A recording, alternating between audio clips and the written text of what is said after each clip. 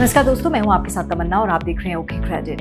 GST के बारे में हम सब जानते हैं। गुड सर्विस टैक्स इसकी फुल फॉर्म है और हम सब जानते हैं कि जीएसटी 2017 में कितनी मशक्क़तों के बाद आया था और कितनी ज़्यादा चर्चा इस पर हुई थी। पिछली सरकार ने भी कोशिश की थी कि जीएसटी लाया जाए, लेकिन अब बीजेपी सरकार सेंटर में है और बीजेपी सरकार ने 2017 में जीएसटी को लागू किया। अब जीएसटी 2017 से लागू तो हो गया, लेकिन अभी भी ये जीएसटी, जिसको कि इनडायरेक्ट टैक्स भी बोलते हैं, ये जीएसटी ऐसा शब्द है, ऐसी टर्म है जो कई लोगों के समझ से अभी भी परे है। तो आज इसे भी सरल शब्दों में समझेंगे। जीएसटी यानी गुड्स एंड सर्विस टैक्स। ये टैक्स तब लगता है जब हम किसी प्रोडक्ट या सर्विस को खरीदते हैं। इस तरह से जीएसटी हमारे ऊपर लगने वाला इनडायरेक्ट टैक्स है। साल 2017 में इस टैक्स को लागू किया गया। इससे पहले sales tax, excise tax, service tax जैसे कई तरह के टैक्स लिए जाते थे, लेकिन अब जीएसटी के तमाम तरह के टैक्स को शामिल कर दिया गया है। इस आर्टिकल में हम जीएसटी के बारे में आपको बताएंगे।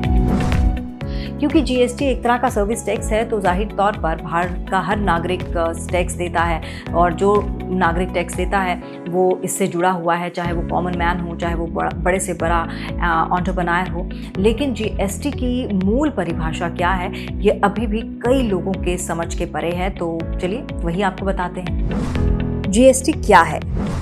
जीएसटी का फुल फॉर्म है goods and service tax. Hindi में हम इसे वस्तु एवं सेवा कर कहते हैं। इसके नाम से ही साफ हो जाता है कि इस टैक्स को माल और सर्विस पर लगाया जाता है। इसकी सबसे बड़ी खासियत यह है कि किसी भी एक सामान पर इसका रेट पूरे देश में एक जैसा होगा, यानी देश के किसी भी कोने में मौजूद कंज्यूमर को उस वस्तु पर एक बराबर टैक्स चुकाना पड़ेगा। दोस्तों, जीएसटी पर हमने पहले भी कई सारे वीडियोस बनाए हैं। जीएसटी पर हम आगे भी आपकी जितनी भी आशंकाएं हैं वो दूर करते रहेंगे। आप सब्सक्राइब करना हमें ना भूलें। हम बार बार ये चीज़ कहते हैं क्योंकि हम चाहते हैं कि जो भी व्यूअर हमारे साथ इस प्रोग्राम के ज़रिए जुड़ता है, इस यूट्यूब चैनल के ज़रिए जुड़ता है, उसका हर डाउट क्लियर हो। जीएसटी ने हालांकि काफ़ी कुछ आसान कर दिया है। पहले कुछ गड़बड़ियाँ थी जिसके कारण बहुत ही टैक्स देना जो था वो एक गड़बड़ झाला सा लगता था, क्योंकि इतने सारे टैक्स होते थे। अब पहले क्या डीमेरिट्स थी उस पर नजर डालते हैं। पुरानी व्यवस्था में टैक्सों का मकड़जाल बहुत गहरे तक फैला था। उदाहरण के लिए, जैसे ही माल फैक्ट्री से निकलता था, सबसे पहले उस पर लगता था उत्पाद शुल्क यानी एक्साइज ड्यूटी। कई बार कई सामानों पर अतिरिक्त उत्पाद शुल्क यानी एडिशनल एक्साइज ड्यूटी भी लगता था। यही माल अगर एक राज्य से दूसरे राज्य में जा रहा है तो राज्य में घुसते ही एंट्री टैक्स लगना था। इसके बाद जगह जगह चुंगियां अलग से। जब माल बिकने की बारी आई तो सेल्स टैक्स यानी वैट की मार। कई मामलों में परचेज टैक्स भी लगता था। सामान अगर विलासिता से जुड़ा है तो लग्जरी टैक्स अलग से।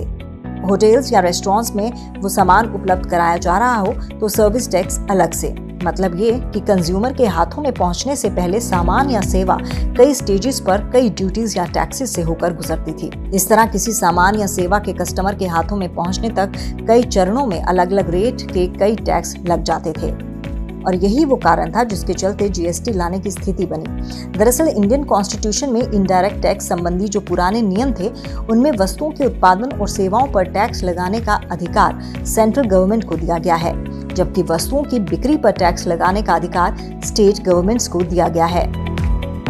सबने अपने अपने हिसाब से नियम बना डाले और श्रेणियां तय कर दी। इसी चक्कर में एक एक सामान पर कई कई टैक्स और कभी कभी टैक्स के ऊपर टैक्स लगाने के हालात भी बन गए।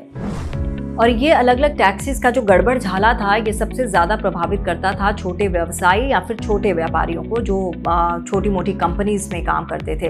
अब ये तमाम जो टैक्सेस थे, जो ड्यूटीज़ लगती थी, इन तमाम चीज़ों को एक साथ कर दिया गया और जीएसटी लगाई जाने लग पड़ी, यानी कि इनडायरेक्ट टैक्स जिसको हम कह रहे हैं।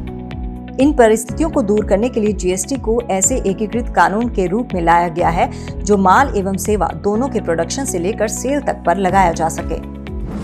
प्रोडक्शन और सेल का ये पेच खत्म करने के लिए जीएसटी का एक आधार तय कर दिया गया, जिससे ये चीजें काफी ज्यादा आसान हो गई। इसके लिए बाकायदा टैक्स कानूनों में बदलाव किया गया। संसद में बाकायदा संविधान संशोधन की प्रक्रिया अपनाई गई, जिसके कारण जीएसटी कानून पारित होने में इतना लंबा समय लग गया। अब बात करते हैं जीएसटी के मेजर फीचर्स की। मैन्युफैक्चरिंग के बजाय उपभोग पर टैक्स। जीएसटी टैक्स सेवा या वस्तु इस्तेमाल करने वाले को देना पड़ता है। हालांकि इसकी वसूली की जिम्मेदारी सामान या सर्विस देने वाले पर होती है। मतलब ये कि दुकानदार जब कोई सामान देगा तो उसमें जीएसटी को अलग से लिखकर बताएगा। जो भी खरीदार होगा उसे जीएसटी को मिलाकर पूरा पैसा देना होगा। सर्विस टैक्स के मामले में आपने ऐसा ही देखा होगा। मोबाइल के बिल में साफ साफ सर्विस टैक्स अलग से लिखा होता है, लेकिन सर्विस टैक्स को छोड़ तमाम दूसरे मामलों में खरीदार को पता ही नहीं होता था कि किसी प्रोडक्ट में कितना टैक्स लगा है। जीएसटी लगने से अब आपको पता है कि किस प्रोडक्ट पे कितना टैक्स लगा है, क्योंकि सरकार ने इसकी दरें पहले से ही तय कर दी। टैक्स क्रेडिट सिस्टम, ये तो हम सब जानते ही हैं कि किसी सामान को बनने में, मैन्युफैक्चरिंग होने में और कस्टमर तक पहुंचने में कई सारे पड़ाव पार करने पड़ते हैं। कई दफ़ा सामान बेचा जाता है, कई दफ़ा सामान खरीदा जाता है, यानी कि एक बहुत लंबी चेन है ये। अब जीएसटी के नियमों के मुताबिक सप्लाई चेन में हर खरीद बिक्री पर तय टैक्स देना होगा। तो क्या हर स्तर पर टैक्स लगने से चीजें बहुत महंगी हो जाएंगी? जरूर महंगी हो जाती अगर टैक्स क्रेडिट सिस्टम नहीं होता।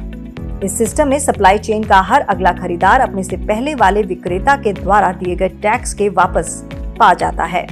जीएसटी सिस्टम में आखिरी स्टेज पर टैक्स लगने से पहले जहां जहां टैक्स जमा किया गया है उसको वापस पाने की भी व्यवस्था है। अगर आप अंतिम या वास्तविक कंज्यूमर नहीं हैं और पहले के किसी स्टेज में आपने जीएसटी जमा किया है तो ये आपके खाते में वापस हो जाएगा।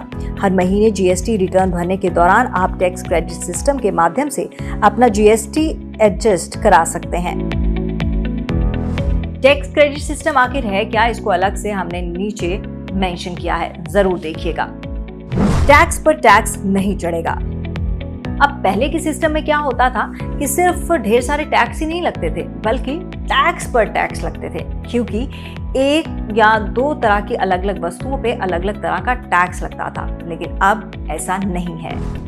अब जीएसटी अंतिम रूप से कंज्यूमर को ही अदा करना है। बीच में अगर किसी ने डिपॉजिट किया है तो उसका पैसा टैक्स क्रेडिट सिस्टम में वापस यानी एडजस्ट हो जाता है। लेकिन अब सवाल आता है कि ये टैक्स क्रेडिट आखिर मिलेगा कैसे? तो चलिए ये भी आपको बताते हैं। जीएसटी तो सबने अदा किया, पहले होलसेलर ने, फिर रिटेलर ने, फिर कंज्यूमर ने। तो फिर जो पहले बताया गया कि सिर्फ कंज्यूमर जीएसटी अदा करेगा, उसका क्या फंडा है? आइए इसको समझते हैं। दरअसल होलसेलर और रिटेलर ने अपनी बारी में जो जीएसटी जमा किया था उसे वो आगे चलकर टैक्स क्रेडिट के माध्यम से सरकार से वापस पा सकता है। जीएसटी का मंथली रिटर्न भरते समय वो इसे अपने ऊपर बन रही देनदारी में एडजस्ट करा सकता है। ये जो टैक्स के एडजस्ट होने की प्रक्रिया है, इसे ही जीएसटी में टैक्स क्रेडिट सिस्टम नाम दिया गया है। इस टैक्स क्रेडिट की व्यवस्था का फायदा बीच के स्टेजेस में आने वाले व्यवसायी तभी उठा पाएंगे जब उनके पास उन स्टेजेस पर की गई बिक्री की रसीद हो, क्योंकि जो खरीदार होगा उसकी भी रसीदें सरकार के पास ऑनलाइन मौजूद होंगी और जिसने बेचा है उसकी भी। और जब दोनों स्तर की रसीदों का मिलान होगा तभी बीच वाले व्यवसायी को टैक्स क्रेडिट का फायदा मिलेगा। Complete online system billing at each stage. GST में सेल्फ मॉनिटरिंग काफी ज्यादा कारगर साबित होती है। सेल्फ मॉनिटरिंग की बात की जाए तो इसका मतलब ये है कि आपको खुद मॉनिटर करना है कि आपने कितना बिजनेस किया। अब इसकी जानकारी आप ऑनलाइन रख सकते हैं कि आपने कितना व्यवसाय किया, आपने कितना सामान बेचा, और जिसको बेचा वो भी रसीद रखेगा और जिसने बेचा उसके पास भी रसीद होनी चाहिए। और जैसा कि हमने पहले भी बताया कि ये जब दो रसीदों का मिलान होगा उसी से टैक्स क्रेडिट का फायदा मिलेगा। कहीं भी सौदों का मिलान ना हुआ तो ऑनलाइन ही गड़बड़ी पकड़ी जाएगी। सौदों में जीएसटी जमा होने की जिम्मेदारी हर स्टेज पर ऊपर वाले कारोबारी के होने से टैक्स की चेन नहीं टूट पाएगी, क्योंकि कोई भी कारोबारी अपना टैक्स क्रेडिट का नुकसान नहीं चाहेगा। टैक्स रेट पर मनमानी नहीं। पहले राज्य सरकारें क्या करती थी कि हर प्रोडक्ट पर अपने राज्य में अपनी मनमर्जी से उसका टैक्स लगा देती थी, उस पर टैक्स लगा देती थी। यही नहीं, उसका रेट भी अपनी मनमर्जी से तय कर दिया जाता था। लेकिन जीएसटी आने से ऐसा नहीं होगा। जीएसटी के प्रावधानों में या रेट में किसी तरह के चेंजेस के लिए जीएसटी काउंसिल बनाई गई है। इसके अध्यक्ष केंद्रीय वित्त मंत्री हैं और राज्यों के वित्त मंत्री इसके सदस्य होते हैं। दोस्तों ये वीडियो तो यहीं खत्म होता है, लेकिन अगले वीडियो में हम आपको बताएंगे कि जीएसटी ने कौन कौन से टैक्सेस को हटाया है और कौन से वर्ग के व्यापारी के लिए कौन सा जीएसटी फायदेमंद है। आप कहीं मत जाइएगा, हमारे वीडियोस को लगातार देखते रहिएगा। सब्सक्राइब कीजिए, लाइक कीजिए, बेल आइकॉन का बटन दबाना बिल्कुल मत भूलिए। ओके क्रेडिट, बिजनेस ओके है।